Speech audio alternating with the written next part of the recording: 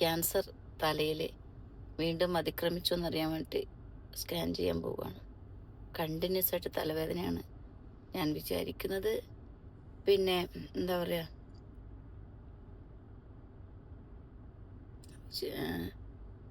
ഞാൻ വിചാരിക്കുന്നത് BP ആണെന്നാണ്.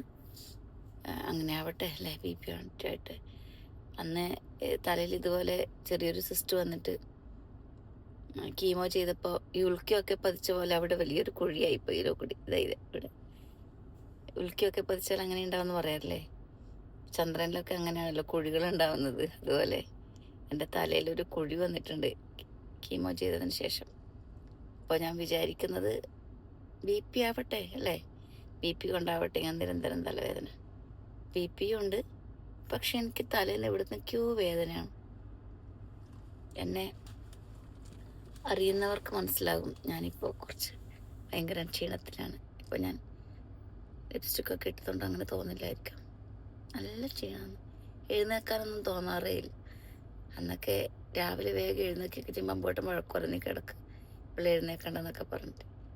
ഇപ്പം എനിക്ക് എഴുന്നേൽക്കാനേ പറ്റുന്നില്ല. മക്കൾ സ്കൂളിൽ പോയിരുന്നു. അമ്മേ, ഞാൻ അറിയാറേ ഇല്ല. ഒരു ഉറക്കം മതിയാവുന്നില്ല, കുറച്ച് അലസത, എന്താണെന്നറിയില്ല. നോക്കാം, സ്കാൻ ചെയ്ത് നോക്കാം. എന്താണേലും പൊരുതിയല്ലേ പറ്റുമല്ലേ, പ്രതീക്ഷിച്ച് തന്നെയാണ് ഇരിക്കുന്നത്. ചിലപ്പോൾ മേ ബി എന്തെങ്കിലും ഉണ്ടാവും, ഒരിക്കലുണ്ടായതല്ലേ. ഇനിയിപ്പം തലക്കകത്ത് റേഡിയേഷൻ ചെയ്യുമെന്നൊന്നും അതിനെക്കുറിച്ച് എനിക്കറിയില്ല.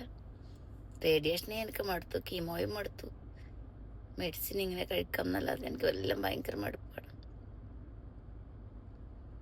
കീമോ ഒക്കെ ചെയ്യുമ്പോൾ ജീവിതേ തീർന്നു പോയതുപോലത്തെ ഒരവസ്ഥയാണ്. ആദ്യം റേഡിയേഷൻ ചെയ്യുമ്പോൾ എനിക്കങ്ങനെ മനസ്സിലായിട്ടില്ല. കാരണം കണ്ടിന്യൂസ് ഭയങ്കര ഡോസിൽ മോർഫിൻ തന്നിട്ടുണ്ടായിരുന്നല്ലോ. അപ്പോൾ ഈ മോർഫിൻ്റെ മയക്കത്തിൽ എനിക്കതൊന്നും അറിഞ്ഞിട്ടുണ്ടായിരുന്നില്ല. ആദ്യത്തെ കീമോ അല്ല, ആദ്യത്തെ റേഡിയേഷൻ ഫസ്റ്റ് റേഡിയേഷൻ ആണല്ലോ. എൻ്റെ ഈ ഷോൾഡറൊക്കെ പൊടിഞ്ഞു പോയിട്ടുണ്ടായിരുന്നു ക്യാൻസർ വന്നിട്ട്. അതുകൊണ്ടാണ് ഇപ്പോഴും എനിക്ക് കൈ പൊക്കാൻ പറ്റാത്തത്. ഞാൻ ഒരുപാട് വേദന സഹിക്കുന്ന ഒരാളാണ്, പരമാവധി വേദന സഹിക്കും. ഇങ്ങ് പീക്കിലെത്തുമ്പോഴാണ് ഞാൻ അമ്പോട്ടിനോട് പറയുകയോ അല്ലെങ്കിൽ പ്രശ്നമാക്കുകയോ ചെയ്യാം. അവിടെയാണ്. പക്ഷേ എനിക്ക് നെഞ്ചിൽ വന്നപ്പോൾ ഞാൻ ഡോക്ടർമാരോട് ഫസ്റ്റ് 2.5-3 വർഷം മുമ്പ് ഞാൻ പറഞ്ഞിട്ടുണ്ടായിരുന്നു. 3.5 വർഷത്തോളം 4 വർഷത്തോളം 2021 ഞാൻ പറഞ്ഞത് ഡോക്ടർമാരോട്. ഇത് 26 അപ്പോൾ ഞാൻ പറഞ്ഞിട്ടുണ്ടായിരുന്നല്ലോ എനിക്ക് ക്യാൻസർ ആണെന്ന്. ഉറക്കം വരുന്നുണ്ട്, നല്ലോണം ഉറക്കം വരും എനിക്ക്. അതുകൊണ്ടാണ് കോട്ട് വരുന്നത്.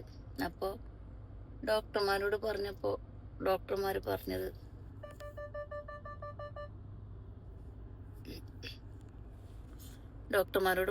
ഡോക്ടർമാർ പറഞ്ഞത് എന്നെ കളിയാക്കിയല്ലേ ഇത്, അതൊന്നുമല്ല എന്ന് പറഞ്ഞിട്ട്. അപ്പോൾ പിന്നെ ഡോക്ടർമാർ ഭയങ്കര എന്നേക്കാൾ ഒരുപാട് അറിവുള്ളവരും ലോകം കണ്ടവരും ഇതിനെക്കുറിച്ച് ഭയങ്കര ഗഹനമായിട്ട് പഠിക്കുകയും ചെയ്ത ആൾക്കാരല്ലേ. അപ്പോൾ അവർ പറയുന്നതാണല്ലോ വേദവാക്യം. പിന്നെയും ഞാൻ പറഞ്ഞു ക്യാൻസർ ആണെന്ന്. അപ്പോഴും അവർ പറഞ്ഞു അല്ലാന്ന്. പിന്നെ ഞാൻ പറഞ്ഞു പിന്നെ മുറിച്ച് കളി, എനിക്ക് ആ ഒരു സിസ്റ്റൻ്റെ നെഞ്ചിൽ വേണ്ട. ചെറുതാണെങ്കിൽ കൂടി എനിക്ക് അലോസരം തോന്നുന്നുണ്ട്, അത് മുറിച്ച് കളയെന്ന് പറഞ്ഞപ്പോൾ അവർ പറഞ്ഞു മുറിച്ച് കളഞ്ഞു കഴിഞ്ഞാൽ ഭയങ്കര ബോറായിരിക്കുമല്ലേ അവിടെ നെഞ്ചിൻ്റെ അവിടെ തന്നെ, അതിൻ്റെ ഒന്നും ആവശ്യമില്ല, ഇത് ക്യാൻസർ അല്ല എന്ന് ഉറപ്പിച്ച് പല പ്രാവശ്യം പറഞ്ഞപ്പോൾ ഞാനും വശംപതിയായിപ്പോയി. അതാണ് സംഭവിച്ചത്. ഇല്ലെങ്കിൽ അന്നേ കണ്ടുപിടിച്ചിട്ടുണ്ടെങ്കിൽ ഫസ്റ്റ് സ്റ്റേജിൽ തന്നെ ഞാനിപ്പം സർവൈവർ ആയേനെ. അല്ല കൈയാടേനെ വലുതായി പിടിക്കും, സർവൈവർ ആയേനെ. ഇനിയിപ്പോൾ സർവൈവർ ആണെന്ന് എനിക്കിപ്പോഴേ പറയാൻ പറ്റില്ലല്ലോ. പലരും ഞാൻ സർവൈവർ ആണെന്ന് കരുതുന്ന ആൾക്കാരുണ്ട്. ഞാൻ സർവൈവർ അല്ല. ഞാനിങ്ങനെ അതിലൂടെ ക്യാൻസർ ജേണിയിലൂടെ ജീവിച്ചു പോയിക്കൊണ്ടിരിക്കുന്ന ഒരാളാണ്. നല്ല ക്ഷീണമുണ്ട് എനിക്ക്, കിടന്നുറങ്ങിയാൽ മതി ഒറ്റ ചിന്തയാണ് എനിക്ക്. ശരിയാകുമായിരിക്കും അല്ലേ. ഇന്നലെ എന്നെ കോട്ടയം നെടുങ്കണ്ടത്തുനിന്നൊരു ചേട്ടൻ വിളിച്ചിട്ടുണ്ടായിരുന്നു, പേരൊന്നും ഞാൻ പറയുന്നില്ല. അദ്ദേഹത്തിൻ്റെ വൈഫിന് ഇപ്പോൾ 71 വയസ്സുള്ളപ്പോഴാണെന്ന് തോന്നുന്നു. എൻ്റെ അമ്മക്ക് 57 വയസ്സേ ഉള്ളൂ, 57-58. അമ്മയേക്കാൾ പ്രായമുണ്ട്. അപ്പോൾ അവർക്ക് അവർക്ക് ഇതുപോലെ എന്തോ നടുവേദന, വയറുവേദന, പള്ളവേദനയൊക്കെ ആയിട്ട് ഹോസ്പിറ്റലിൽ പോകും. അപ്പോൾ ഡോക്ടർമാർ പല കാരണങ്ങളാണ് പറഞ്ഞത്, അങ്ങനെ ഇങ്ങനെ പ്രശ്നമൊന്നുമില്ല. അവസാനം വേറെ ഡോക്ടറോട് പറഞ്ഞ് നിർബന്ധിച്ച് അവർ സ്കാൻ ചെയ്തപ്പോഴത്തേക്ക് അവർക്ക് ലിവറിന് ക്യാൻസർ ആയിരുന്നു. ലിവറിന് ക്യാൻസർ ആയിട്ട് അവർ ആസ്റ്റർ മിംസ് എന്നൊക്കെ ചികിത്സ തേടിയിട്ട് ഒരു മാസം 4 ഇഞ്ചക്ഷൻ, 1,75,000 രൂപയുടെ ഇഞ്ചക്ഷൻ ആയിരുന്നു. ഒരു മാസം 4 എണ്ണം വീതം. അങ്ങനെ എത്രയോ 10 വർഷം അവർക്ക് 70 ലക്ഷം അങ്ങാണ്ട് ചിലവായി ടോട്ടൽ, 75 ലക്ഷമൊക്കെ. അപ്പോൾ ഇഞ്ചക്ഷനൊക്കെ എടുത്ത് അവർ പിന്നെ സ്കാൻ ചെയ്യുമ്പോഴത്തേക്കൊന്നും കുഴപ്പമൊന്നുമില്ല, എല്ലാം പോയി സന്തോഷമായി. അവർ ജീവിതത്തിലേക്ക്, അദ്ദേഹത്തിനാണെങ്കിൽ അവരുടെ പ്രിയ പത്നി എന്ന് പറഞ്ഞാൽ ഭയങ്കര സ്നേഹമാണ്, അവരില്ലാതെ ജീവിക്കാൻ പറ്റാത്ത പോലെയാണ്. പക്ഷേ ഒരു സർവൈവ് ചെയ്ത് ഒരു 2 വർഷം കഴിയുമ്പോഴത്തേക്കും അവർക്ക് ഭയങ്കര ചുമയും കഫക്കെട്ടും അങ്ങനെയൊക്കെ. എന്നിട്ട് വീണ്ടും അവർ ചുമയും കഫക്കെട്ടും അത്ര സംഭവമൊന്നുമല്ലല്ലോ, എല്ലാവർക്കും ഉള്ളതാണല്ലോ. അങ്ങനെ ഭയങ്കര ചുമയും കഫക്കെട്ടായപ്പോൾ അവർ വീണ്ടും സ്കാനിങ്ങിന് വിധേയായി, എക്സ്റേ, CT സ്കാനൊക്കെ. അപ്പോഴത്തേക്ക് ലങ്സിന് ചെറിയ രീതിയിൽ ബാധിച്ചിട്ടുണ്ടായിരുന്നു, ഫുള്ള് ഫ്ലൂയിഡൊക്കെ കയറി എന്നെ പോലെ. അങ്ങനെ ഫ്ലൂയിഡൊക്കെ കയറി അവർ വീണ്ടും കീമോയൊക്കെ ചെയ്തു, മെഡിസിൻസൊക്കെ എടുത്ത്. അവരുടെ ഒരു മോളുണ്ട്, മോൻ്റെ കഥ ഞാൻ പിന്നെ പറയാം. അപ്പം മോളോട് വിളിച്ച് ഡോക്ടർ പറഞ്ഞത്രേ, മിംസിലെ ഡോക്ടർ തന്നെ ആണെന്ന് തോന്നുന്നു, കൊച്ചിയിലെ. അവർ പറഞ്ഞത്രേ മെഡിസിൻ എടുക്കാന്നേ ഉള്ളൂ, നമുക്ക് ഇത്ര ദിവസം വരെ വെയിറ്റ് ചെയ്യാന്നേ ഉള്ളൂ, അത്രയും ദിവസം വരെ ഉണ്ടാവും. അങ്ങനെ എന്നിട്ടും കീമോ എടുത്തു. ലാസ്റ്റ് കീമോ എടുത്ത് കറക്റ്റ് 31 ദിവസം കഴിയുമ്പോഴത്തേക്കും, 31 ദിവസം 5 ദിവസം, അങ്ങനെ എത്ര ദിവസം കഴിയുമ്പോഴത്തേക്കും അവർ ഈ ലോകം വിട്ടുപോയി. അതുപോലെ അവരുടെ മകന് തലയിലാണോ കണ്ണിലാണോ, പാൻക്രിയാസിന് അവർക്ക് ഇതുപോലെ എന്തോ ഒരു ബുദ്ധിമുട്ട്, നടുവേദന, വയറുവേദന, എന്തൊക്കെ ബുദ്ധിമുട്ടായി സ്കാൻ ചെയ്യുമ്പോഴത്തേക്കും പാൻക്രിയാസിന് പിന്നെ ഒരു 31 വയസ്സാണ് കേട്ടോ പുള്ളിക്ക്, ചെറിയ ബുദ്ധിമുട്ട്, ഒരു സിസ്റ്റ്. അതും ഡോക്ടർമാർ പറഞ്ഞു കുറച്ച് ബുദ്ധിമുട്ടുള്ളതാണ്, ബാക്കിയാവുന്നില്ല, ഉറപ്പൊന്നുമില്ല. അങ്ങനെ അവനും അധികം വൈകാതെ മരിച്ചുപോയി. 31 വയസ്സായിരുന്നൊരു വൈഫും കുഞ്ഞും ഉണ്ട്. വൈഫ് വേറെ കല്യാണമൊന്നും കഴിച്ചിട്ടില്ല, ഇപ്പം അവരുടെ കൂടെ തന്നെയാണ്.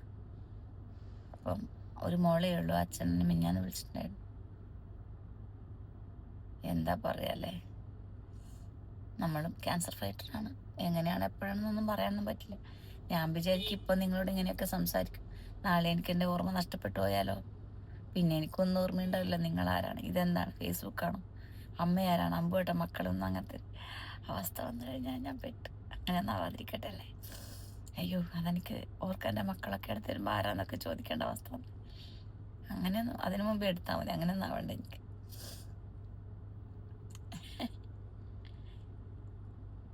പിന്നെ നമ്മൾ ആ ഒരു അവസ്ഥയിൽ കടന്നു പോകുമ്പോഴാണ് മനസ്സിലായത് എനിക്ക് ക്യാൻസർ വന്നതുകൊണ്ടല്ല കേട്ടോ, എനിക്കങ്ങനെ ഓർമ്മയൊന്നും നഷ്ടപ്പെടുന്ന. ഡോക്ടർ പറഞ്ഞു ഓർമ്മക്കുറവുണ്ടെങ്കിൽ സ്കാൻ ചെയ്യണം എന്നൊക്കെ പറയും. പെട്ടെന്ന് ഞാൻ കരഞ്ഞു, എനിക്ക് ഓർമ്മക്കുറവെന്നൊക്കെ പറയുമ്പോൾ പേടിച്ചു പോയി.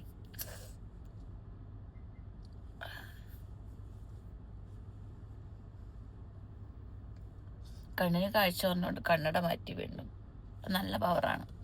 ഒന്നും കാണുന്നുണ്ടായിരുന്നില്ല എനിക്ക്. ഫുള്ള് ഞാൻ പറ്റൊക്കെ തെറ്റെഴുതി FB-ലൊക്കെ കമൻറ്റ്, പിന്നെ ഇത് ഇടുമ്പോൾ ടൈപ്പ് ചെയ്യുമ്പോൾ ഞാൻ പോയിട്ട് പറയും ലേഖ ഇത് മുഴുവൻ തെറ്റാണ് എന്നിട്ടാണ് ഞാൻ വീണ്ടും തിരുത്തുക. എന്ത് ചെയ്യാനാണെന്ന് പറ. കാണണ്ടേ, കാണണ്ടേ, കണ്ണും കാണുന്നില്ല. നിങ്ങളുടെ മുമ്പിൽ ഇങ്ങനെ എല്ലാവരും പറയും ലിപ്സ്റ്റിക് ഇടണ്ട, മേക്കപ്പ് ഇടണ്ട, എന്തിനാടോ അതിനൊക്കെ റെസ്ട്രിക്ഷൻ വെക്കുന്നത്? എത്ര കാലം എന്നറിയില്ല, ഞാനിങ്ങനെയൊക്കെ ജീവിച്ചു പോട്ടെ അല്ലേ. ആർക്കറിയാം കുറെ കാലം ഉണ്ടാവുന്നു. അതുകൊണ്ടാണ് ഞാൻ എനിക്ക് ഇഷ്ടമുള്ളത് പോലെ ജീവിക്കുന്നത്. ലിപ്സ്റ്റിക്കൊക്കെ ഇട്ട് സുന്ദരി ഇങ്ങനെയൊക്കെ കാണാൻ എനിക്കിഷ്ടം, സങ്കടപ്പെട്ട് കാണുന്നതിനേക്കാൾ.